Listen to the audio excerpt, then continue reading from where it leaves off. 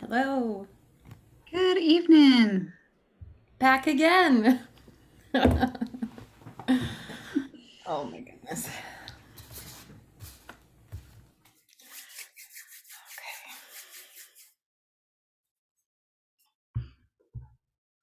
Did did everything I described make sense?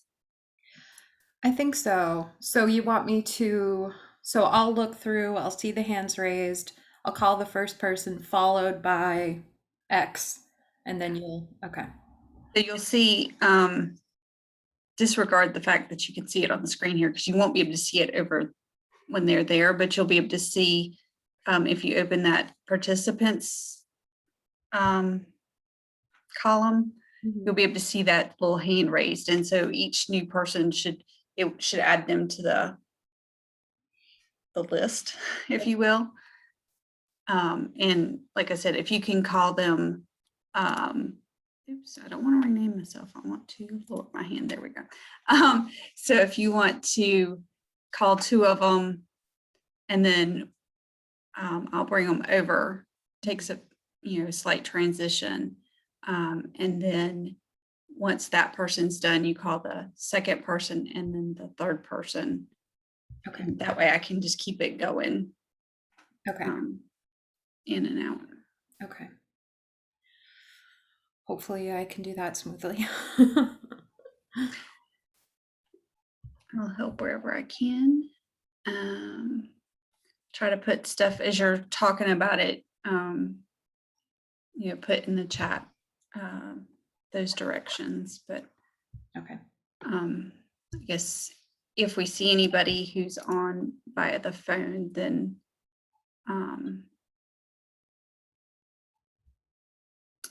they won't, they won't be able to read that Right. direction. So the *9 is the *9 or the *6 is maybe a little more significant. Okay. So they have to press *9 to raise their hand and then *6 to unmute themselves. Correct. Okay.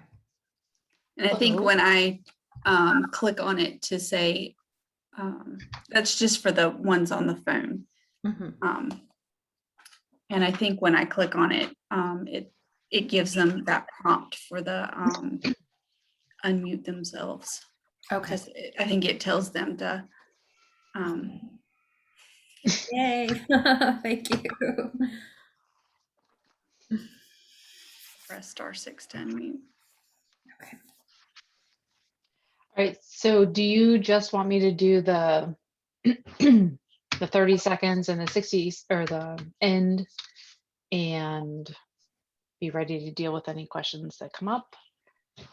Yep, I think so. Okay. Oops, sorry. And you're gonna do the intro logistics? Mm-hmm. Yeah. Okay.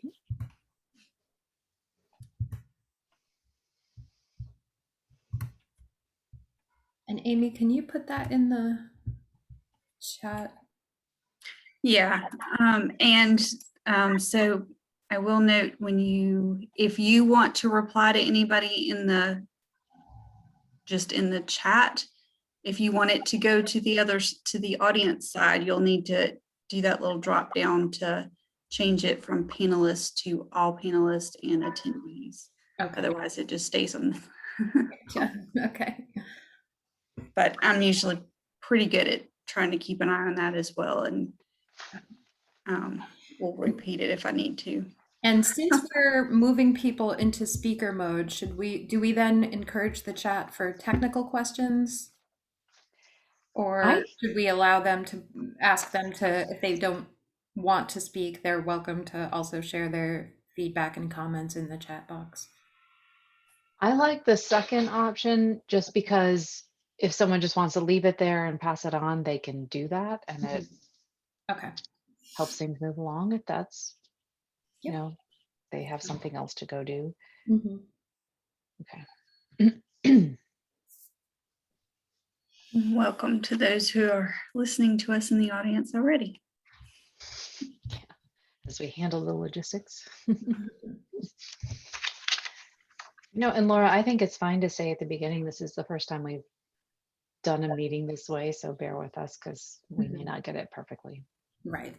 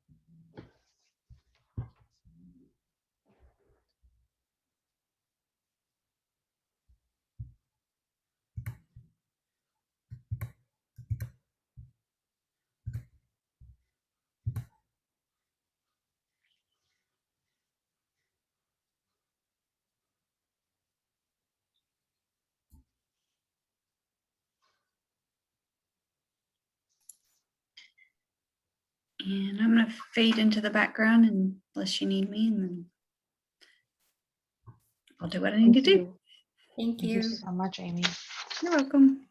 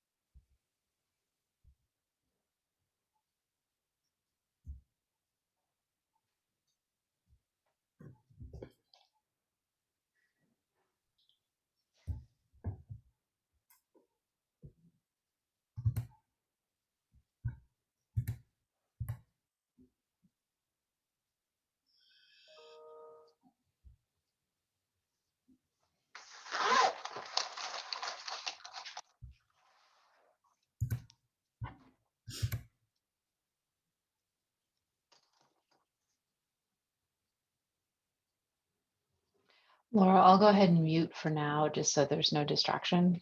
But Great.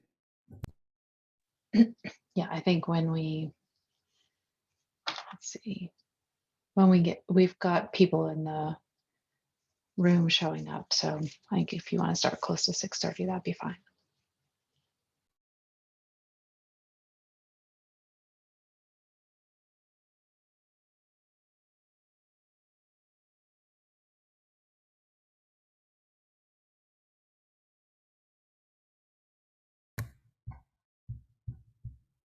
Okay, I have 6:30, so let's go ahead and get started. Thank you for joining us this evening. My name is Laura Selmer. I work in the town's Economic Development Office, and I have been working on this project for a couple years now. And we are here to talk about redevelopment potential for the police station property and to gather your questions, concerns, and feedback about site redevelopment for the town council.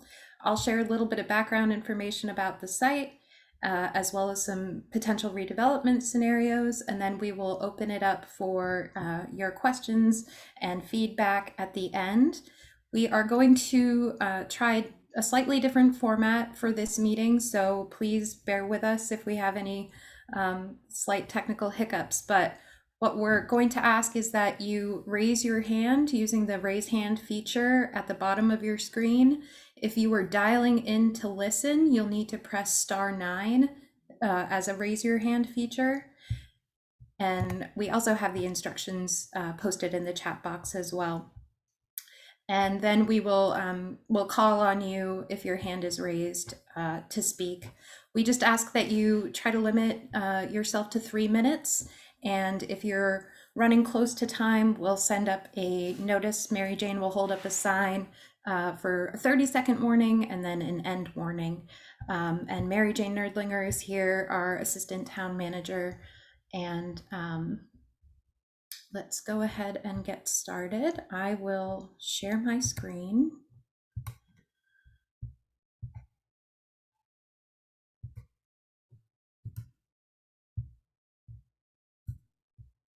Okay. So as I mentioned, the purpose of tonight's meeting is to gather comments, questions, and feedback for the town council regarding the redevelopment of the current police station property. And a little background on the site. I apologize, the type is a little small, but this presentation will be posted on our project webpage to review after the meeting as well. In the 1960s and 70s, the site was used as a borrow pit and then filled in with construction debris as well as coal combustion products, which we will refer to as CCPs. In the 1980s, the town acquired the property and constructed the current police station building. In 2013 and through 17, we conducted phase 1 and phase 2 remedial investigations on the site. And also, it has become apparent that the existing police station needs some extensive upgrades or replacement in order to meet the town's needs.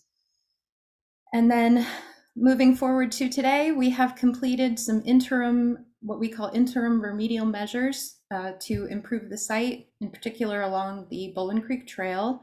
The site has been determined to be eligible for the North Carolina Brownfields program and is safe for site redevelopment, and options are now being considered for property reuse. A little bit about the North Carolina Brownfields program. It was established in 1997 and has promoted the safe repurposing of over 600 properties in the state.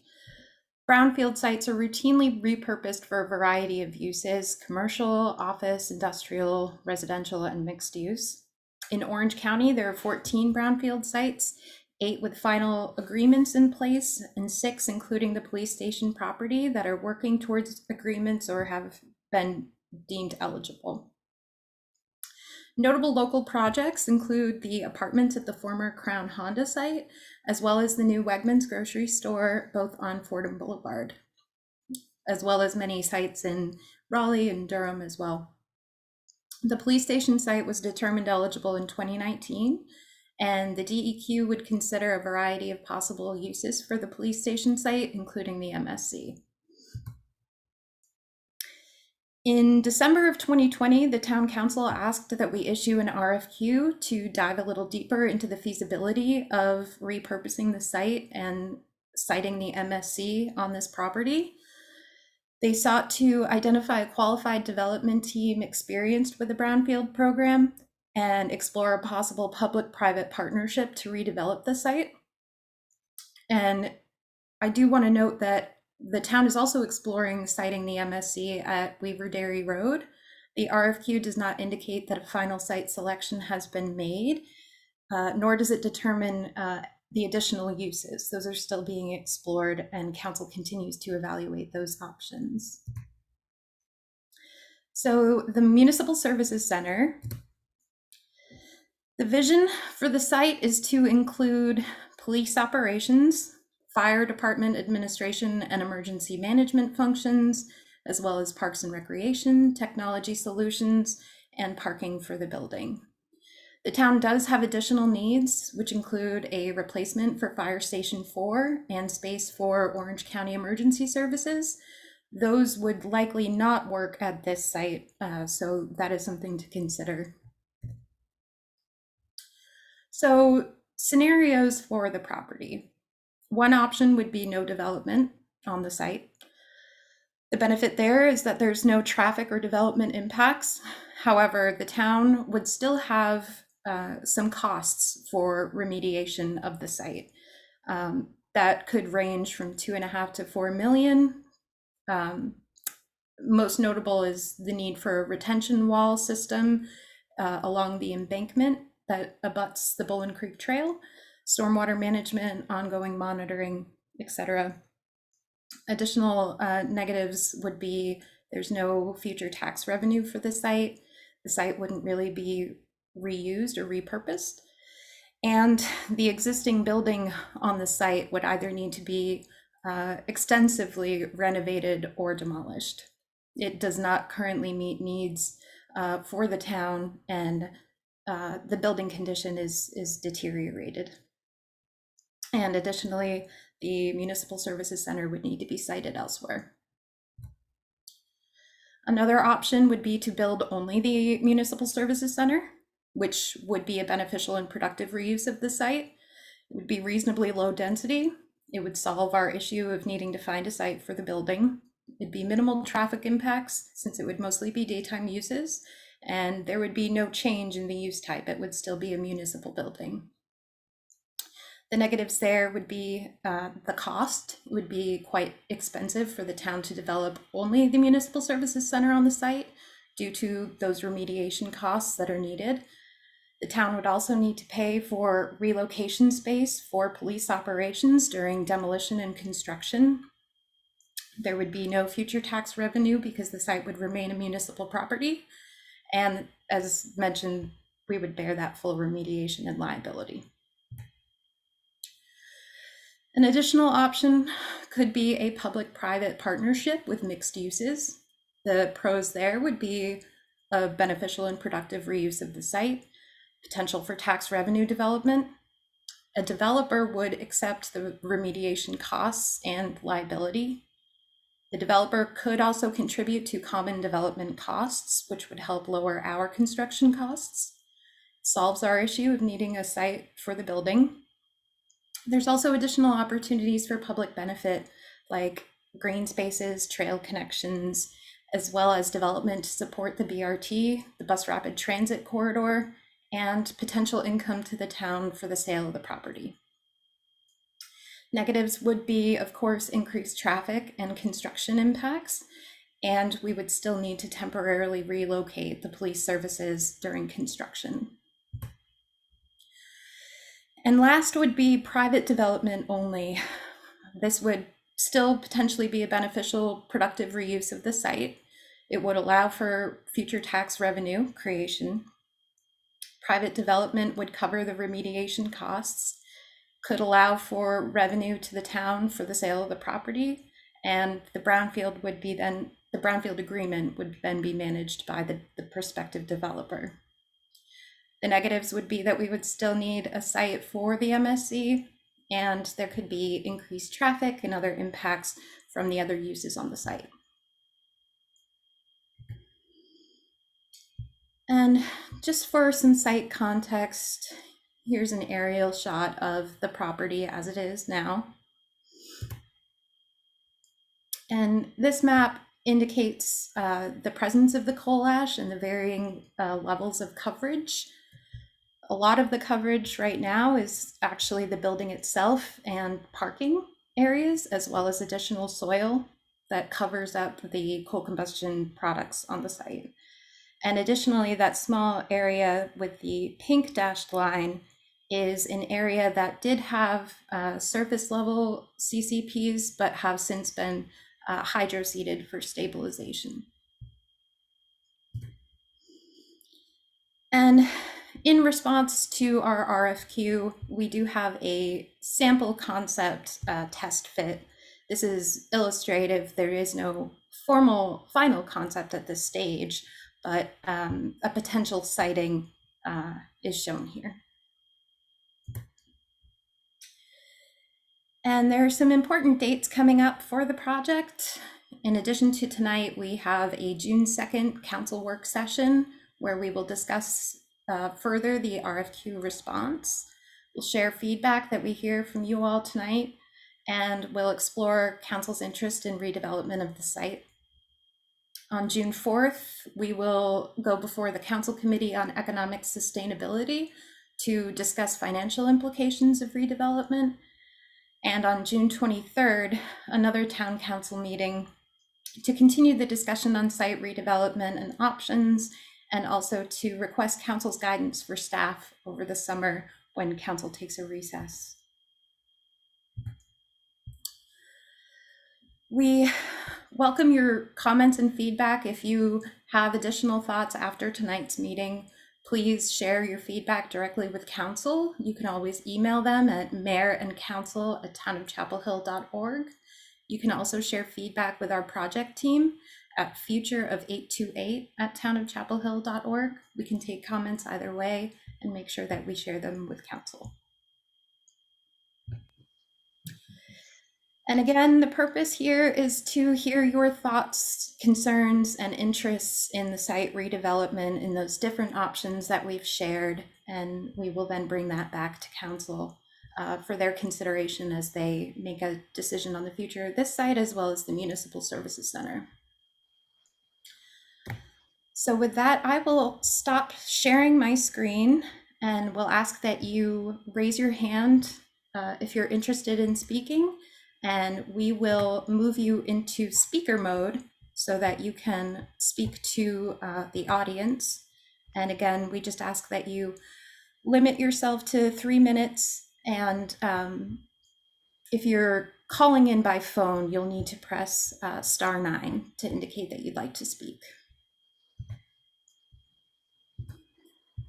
All right, Laura, I see that Megan Kimball has raised her hand, and Megan, I also see that you've put several questions in the Q&A. So And you're muted right now, Megan. I'm sorry about that. That's all right. Here I am. Great. I think I missed the last little bit of what you said because it bounced me off and then put me back in. You put 3 questions in the Q&A, so any questions that are in there, we'll certainly answer as best we can. And we want to give people 3 minutes or so here live to ask any additional questions or focus on whatever it is you'd like to ask. Yeah, I didn't want to eat up my 3 minutes with my questions. Great. But so I'll just give my comments first, and I'll try to do that quickly. First of all, I just wanted to thank you all for changing the format of the meeting. The meeting last week was a closed format, and this is obviously much better. I did want to raise a concern, though, about public participation, and that's just that if the town is taking the, what's said tonight as comments from the public, I guess this is also sort of a question in addition to a comment. I would be curious to know what the town has done to publicize this opportunity. I mean, I try to stay pretty informed on this issue, and I didn't find out about this meeting until last week. And I really do think that in order to reach affected communities, particularly people who are going to be living nearby, who are in the vicinity, who would be affected by, construction, for example, there a lot of ground will be disturbed if this large development is done on this 10-acre property. I would just hope that maybe mailers were sent out to neighbors, that signs were posted along the trail, that the town really made a good effort to make sure that everybody who's affected could have the chance to participate tonight. Whatever happens on, however the town decides to develop the site, there are 2 things that we would really like to impress. Number one, that whatever happens, all of the coal ash that is at the surface or close to the surface and at risk of erosion needs to be cleaned up. It cannot be left in place. We need to make sure that that coal ash isn't eroding on the site. Even in areas where on the map it's marked as being more than 2 feet underground, the blue areas, we know that when the town dug a stormwater channel recently, that 10 cubic yards of coal ash were dug up. So I think, we really need to be careful with that. And the town also needs to be careful to continue monitoring the groundwater. We've been told that coal ash is not in contact with the groundwater and the groundwater is not contaminated, but the town needs to continue to be vigilant on that. I wanted to thank Laura for sharing all of the options that the town is considering. I think it's very important for the town to consider a wide range of options. What the developer proposed at the meeting in April was sort of like the most development possible. I think it was like one end of the extreme, and it's important to consider the other end, which would be to leave the building in place. It's been, I'm not recommending any of these options. I think they all need to be studied in much more detail, but that building has been there for 40 years now. I'm sorry, I can't, it says end. It's okay. Yeah, I'm trying to be discreet. Yeah, so I'll just wrap up really quickly, but the town needs to consider the options more robustly, consider risk more specifically. Laura's presentation was very general and really didn't get into the risks of, how much ash is going to be moved, what's the risk to the neighbors during construction, what would be the risk to people on the site for the life of the site. Should the town rule out specific uses like residential use? Can the town just straight up say that affordable housing will not be sited on top of a coal ash dump? So we appreciate that you have begun to think about these things, but we would really push the town to do a more robust and scientific risk analysis for all of these uses before selecting one. Thank you. Thanks. And I do see we have a question in the Q&A and someone else whose hand is up. I think it's good for us to answer some kind of general interest questions as we go along, but we will take everything that's either a comment or a question that we can answer later and put it together and share it with the town council, as Laura said. Megan, you asked about notice. The town did mail a postcard to every landowner within 1,000 feet of the site a couple of weeks before last week's meeting. So we did make that effort and then use the digital notification. So that's what we did try to do for these meetings.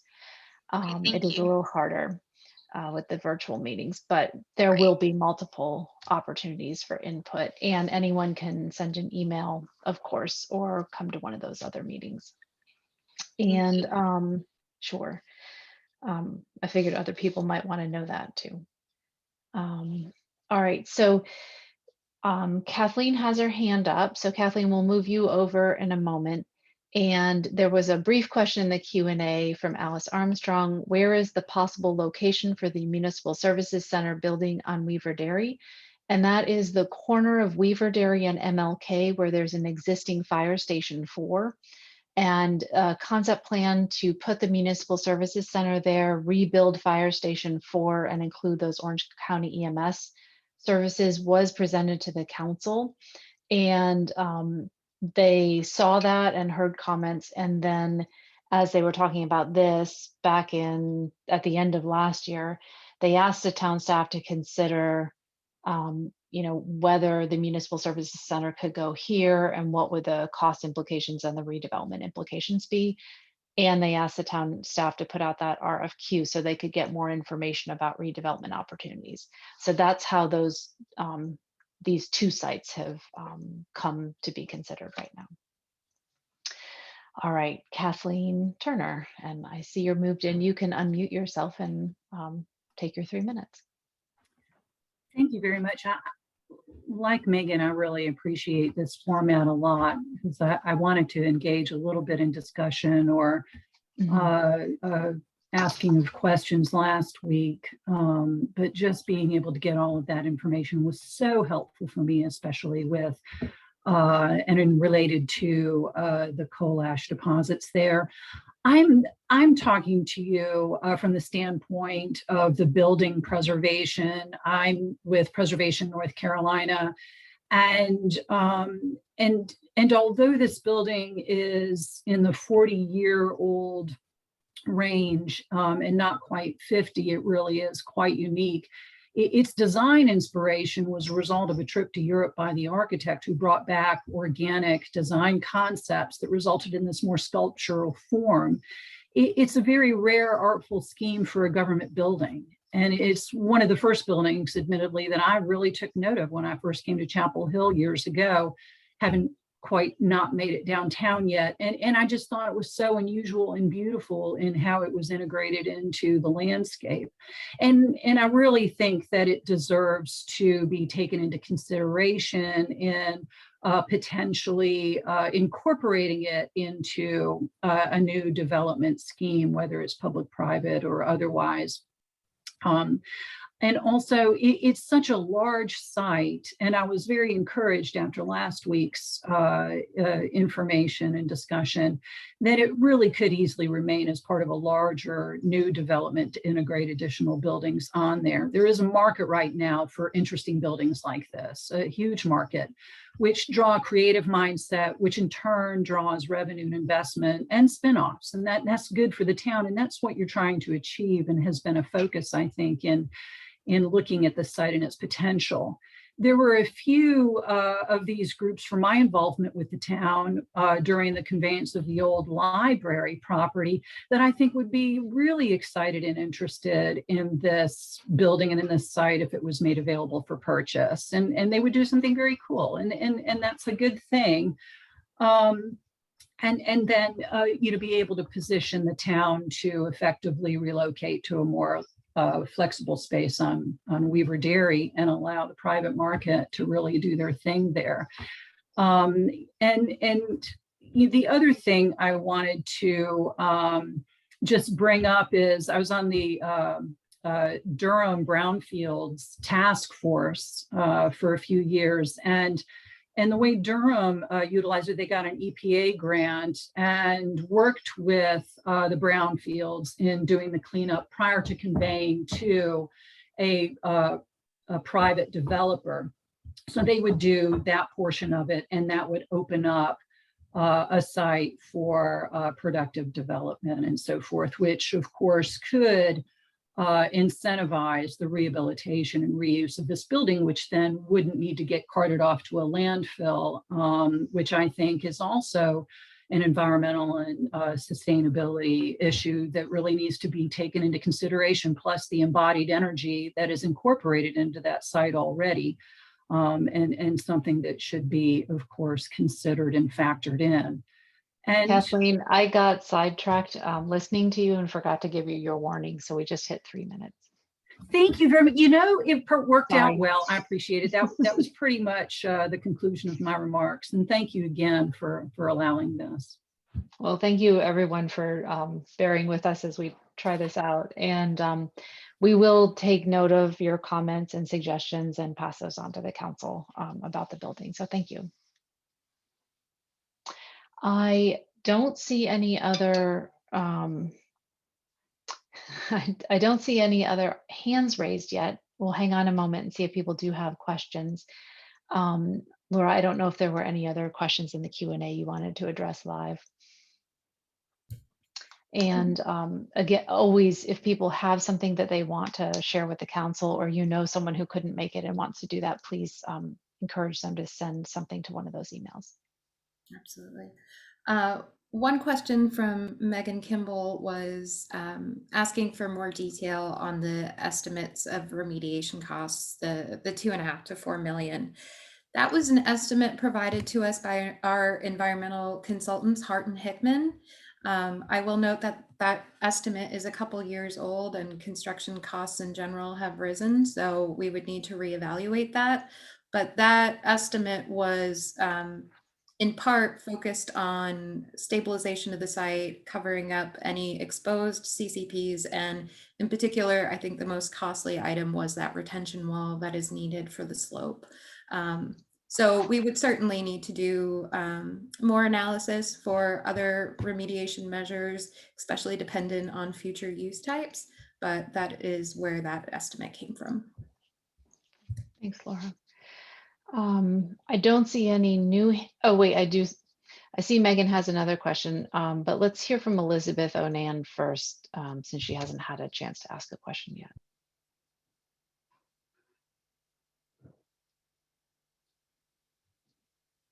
All right, Elizabeth, you're on our screen and you're muted. There you go. Thank you. Thank you very much for this opportunity.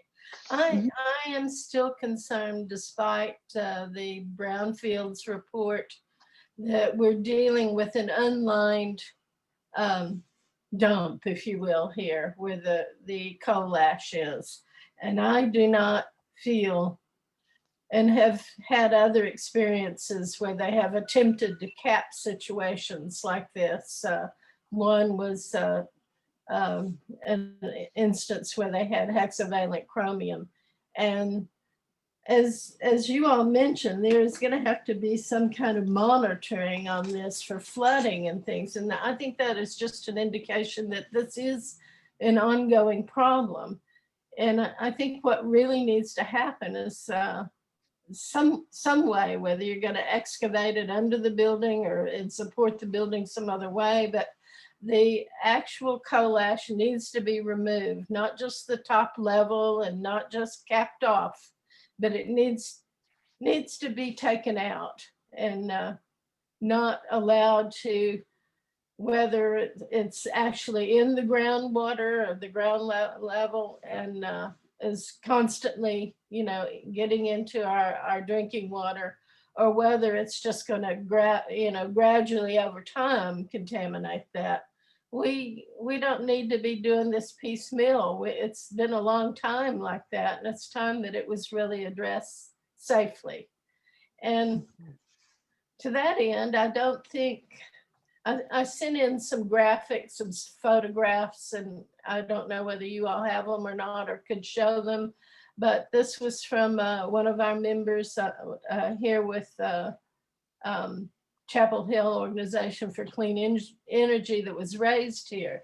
And he very carefully mapped out where other potential coal plants and generators of coal ash probably would have taken their coal ash, and it was not to the police station location.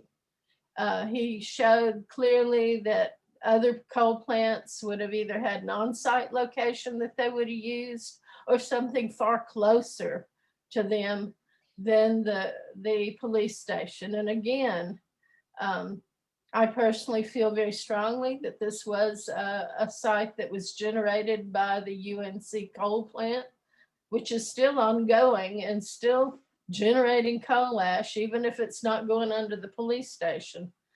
And that something ought to be said to UNC to make them assume some liability and responsibility for this location. I don't think it's appropriate that the town of Chapel Hill should be made to be staring at a $1 million cleanup project when it was created, even if it was not required that they manifest their coal ash at that time, even if it was not illegal.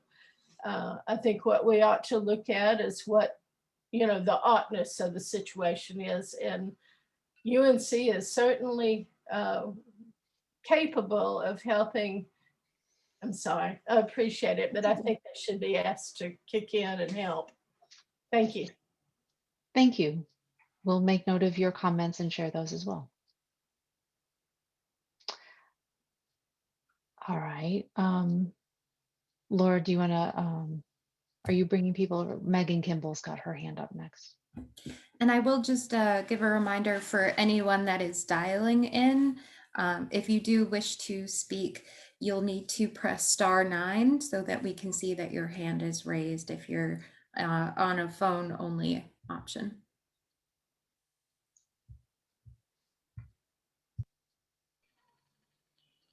Megan, you can go ahead. Okay, I thought I would just ask some questions. I'm a little curious to know the role of Belmont SARE at this point. I know that they made a presentation in April, and I kind of described that as like the most extensive development possibility. But are they involved in providing other options to the town? So Belmont SARE was the respondent to the council requested RFQ. So they are exploring the feasibility of siting the MSC as well as other possible uses on the site. So that previous presentation was just sharing options for the site, but no determination has yet been made. It's just showing really a menu of options and potential for the site, but that decision is yet to be made by council.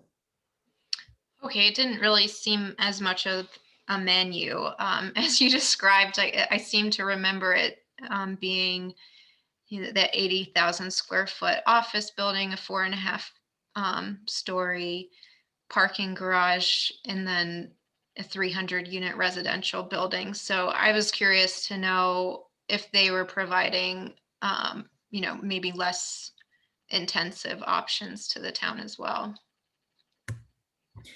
Yep. I think it's, go ahead. Go ahead, Mary Jane. Oh, I was gonna say, I think it's fair to say that they have indicated that this was their response to the RFQ, and part of the reason for those upcoming council meetings is to have discussion. After that first conversation, the council did ask the town staff to also have these meetings and start to get some information from the community.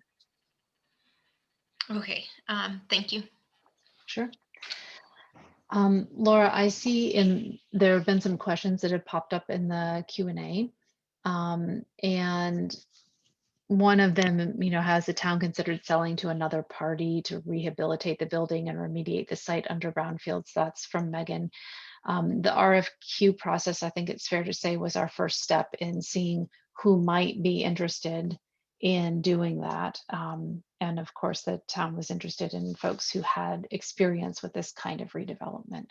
So I think the answer to that is yes, and the RFQ was an attempt to find who might be interested. Is there anything you would want to add to that, Laura? I think just adding on to that would be that would be an option, in particular if the MSC was sited elsewhere, because then the police Yes. operations would move to another location, and then we would still have a question of what to do with the property. Okay. There's another technical question about how does the town know how deep the coal ash is under the police station building or the parking lots? Isn't it possible that it's close to the surface?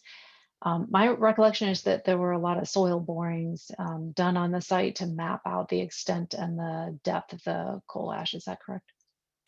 Yes, our phase 1 and phase 2 remedial investigations have looked at depth of CCPs on the property, as well as some of the additional core samples and borings that we've done. And we can follow up if you want more information on that with our environmental engineers. They can speak more to the technical aspects of that. Okay. All right. I see that Julie McClintock has her hand up and she has a couple of questions in the chat. So why don't we, Julie, why don't we have you ask your questions, and if they're different than what's in the chat, we can come back to what's in the chat later. So why don't we bring, there we go. And Julie, you're muted right now. You're muted right now. All right. There you I'm go. here.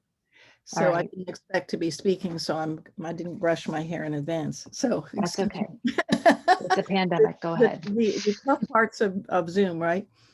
Well, because I'm particularly interested in how the staff is going to frame the decisions ahead. And I'm sorry if I missed your initial presentation, Laura. Just, it would seem to me that one of the big needs that the town has is to find administrative services building, a place for it. And a lot of the places haven't worked out for one reason or another.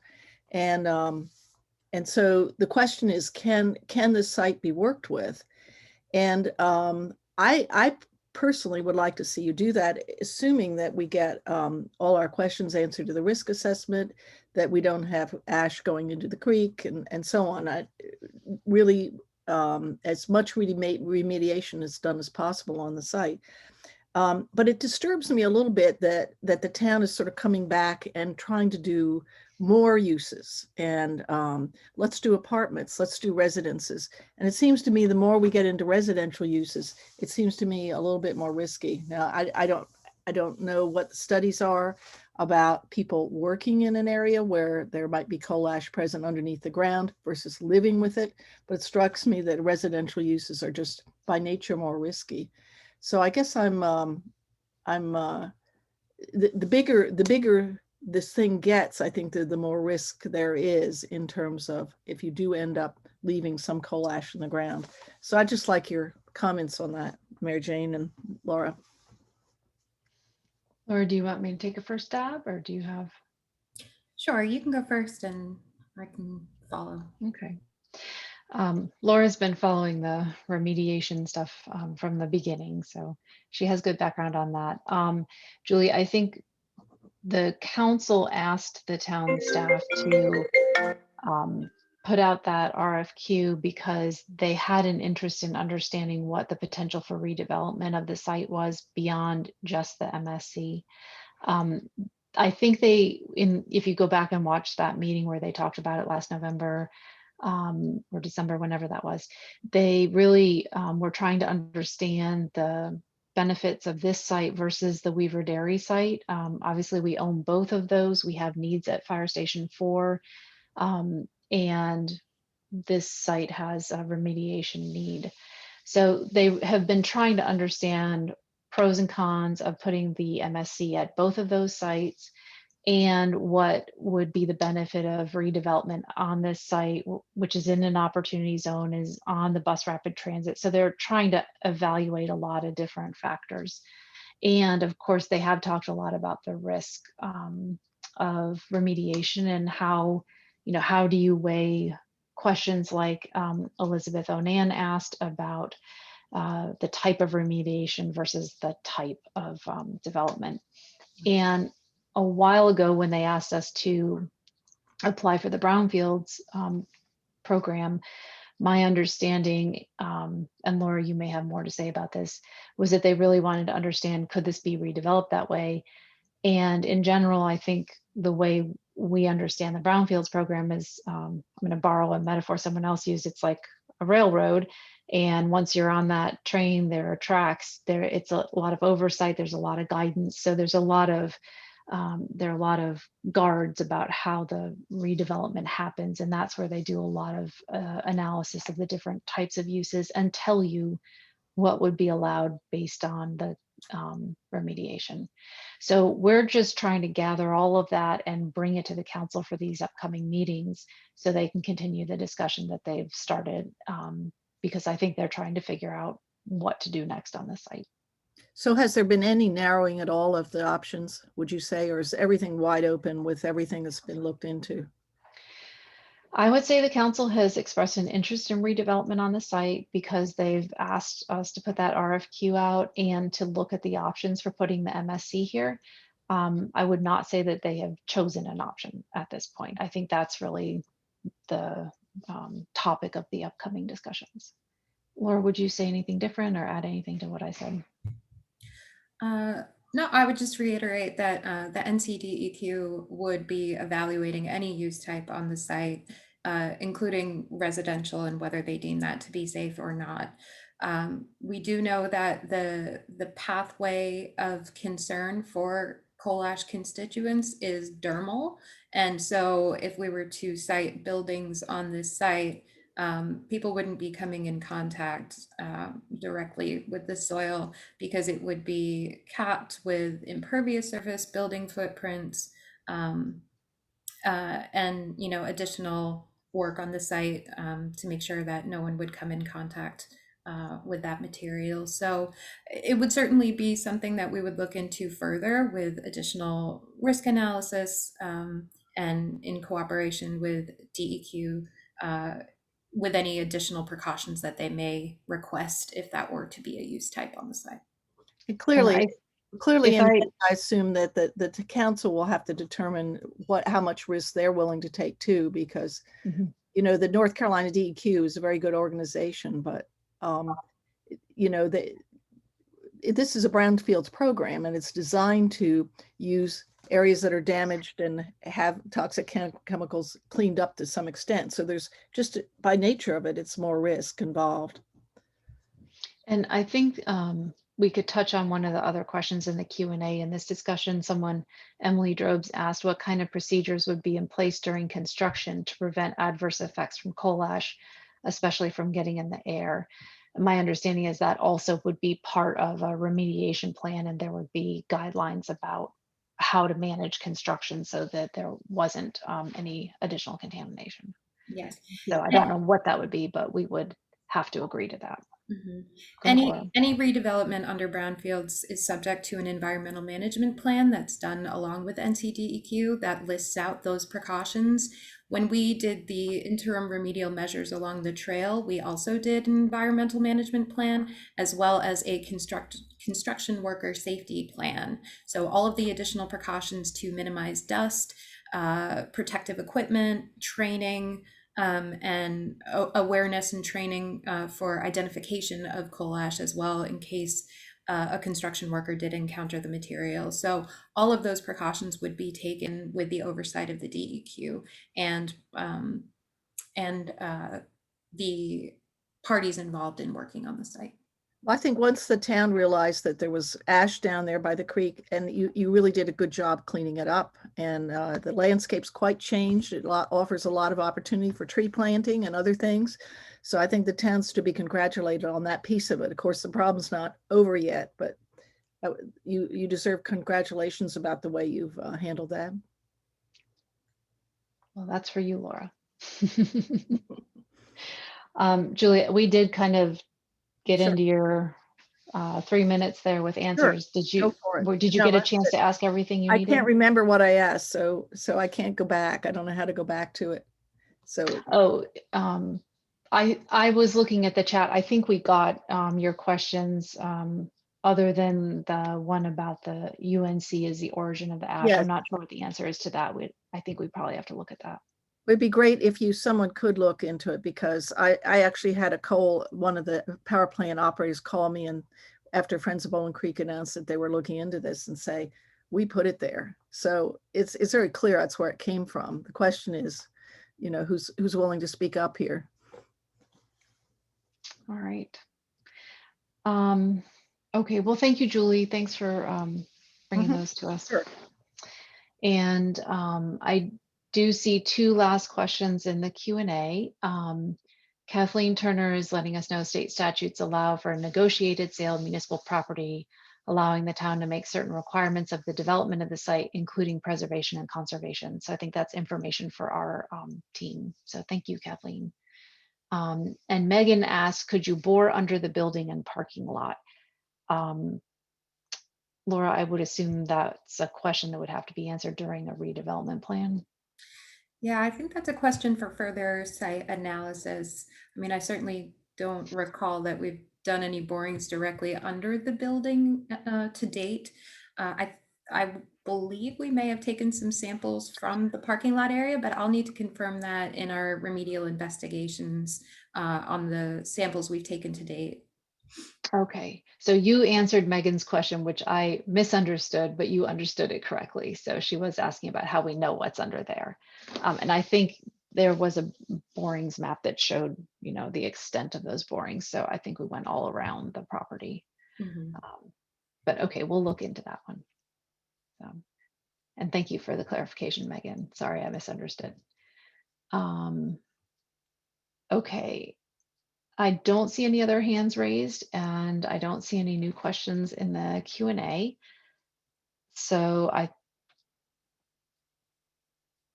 don't see anyone new popping in. So Laura, why don't we just remind people how they can send emails in and what the next council meeting date is. Can you do that? Sure. We welcome your emails. You can share your feedback directly with council by emailing mayor and council at townofchapelhill.org. You can also email our project team, which is futureof828 at townofchapelhill.org. The next council meeting date is June 2nd, where we will share this information that we've shared tonight, as well as go a little bit deeper for council's consideration of the site. And we'll also share the comments and feedback we received tonight. Thank you, everyone who's spoken and shared your thoughts. We appreciate that very much. Yeah, and before we sign off, there is someone who just arrived as a caller. So if they needed to raise their hand and had a question, you can hit *9. If you were just listening, that's fine too. So, all right. All right, I don't see any other hands going up and no *9 from our callers. So I think we're good. All right, and this will be posted on the project on the calendar as well. So, all right, thank you everybody. Thanks for coming to our session tonight and for working with us for the live Q&A. So, Thank you. all right, okay.